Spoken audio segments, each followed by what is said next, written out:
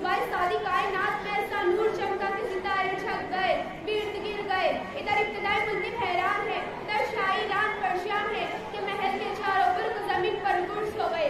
صدیوں سے چلتا آتش گرا بجھ گیا، نشانیاں دیکھ کر الہامی کتابوں کے عالم پکار اٹھے۔ آگے ہے وہ شاہی امت جن کی سلطنت مشرق و مغرب تک پھیلی ہوئی ہے۔ مشکل تھے راستے آسان ہو گئے، مشکل تھے راستے آسان ہو گئے، دشمن یہ دیکھ کر حیران ہو گئے۔ رکھا میرے نبی نے دنیا میں جب قدم، رکھا میرے نبی نے دنیا میں جب قدم، پتھر بھی کلمہ پڑھ کر مسلمان ہو گئے۔ کیا نام کام ہے اس سرور قوانین کا کہ جس پروردگار نے اپنے کلام میں کئی مزمل تو کئی مدثر تو کئی سورج معدین کہا۔ اے میرے نبی اپنی امت کو بتا دیجئے، اے میرے نبی اپنی امت کو بتا دیجئے کہ اگر خدا کی محبت کے طلبدار ہو تو میری التجا کرو، اللہ تمہیں اپنا محبوب بنا لے گا۔ سبحان اللہ۔ میں اس رحمت العالمین کی شان میں کیا بیان کروں، میں اس رحمت العالمین کی شان میں کیا بیان کروں۔ وہی خاتم منبن ہے کہ جن کے نام کے بغیر کلمہ نامکمل ہے، آذان نامکمل ہے، حکایت نامکمل ہے۔ میں اس نبی سے محبت کیوں نہ کروں۔ وہ عرش کا چراغ ہے، میں ان کی قدموں کی دھول ہوں، وہ عرش کا چراغ ہے، میں ان کی قدموں کی دھول ہوں۔ اے زندگی گواہ ہے نا، میں بھی عاشق رسول ہوں، میں بھی عاشق رسول ہوں۔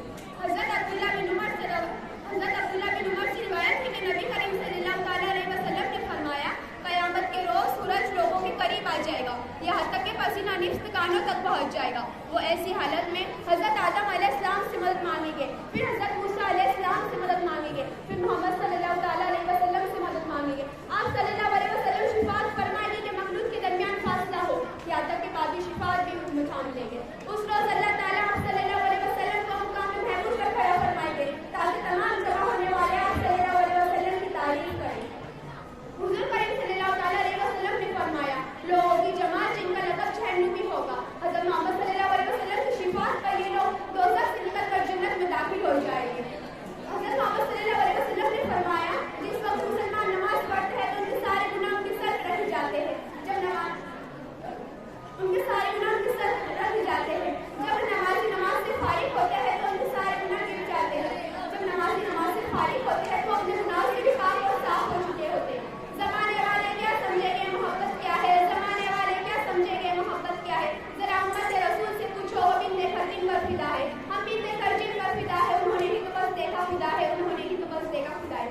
حضرت محمد صلی اللہ علیہ وسلم کی تشریف آوری نام الہی ہے۔ اہل ایمان کو جس طرح اللہ تعالیٰ سے بے انتہا محبت ہے، بالکل اسی طرح اللہ کے محبوب سے بھی بے انتہا محبت ہے۔ رسول کی سیرت اور اللہ کی کھلی کتاب کی منتظر ہے۔ آپ صلی اللہ علیہ وسلم کی تعلیمات کا مطلب انسانوں کے دل تھے۔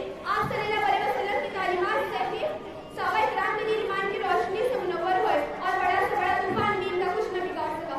جس کے چہرے کی قسم قرآن نے کھائی، جس کے چہرے کو وضوحا کہا گیا، جس کے زلفوں کو بلل کہا گیا، جس کے سینے کو انحنش کہا گیا، جس کی چادر کو یہ ایوہ المدثر کہا گیا، جس کے کمبل کو یہ ایوہ المزمل کہا گیا، اور جس کی تعریف میں اللہ تعالیٰ نے ورحمٰن علیہ وذکرہ کہا، اور کیا کہنا اس وجود کا جس کو رحمت العالمین کہا گیا۔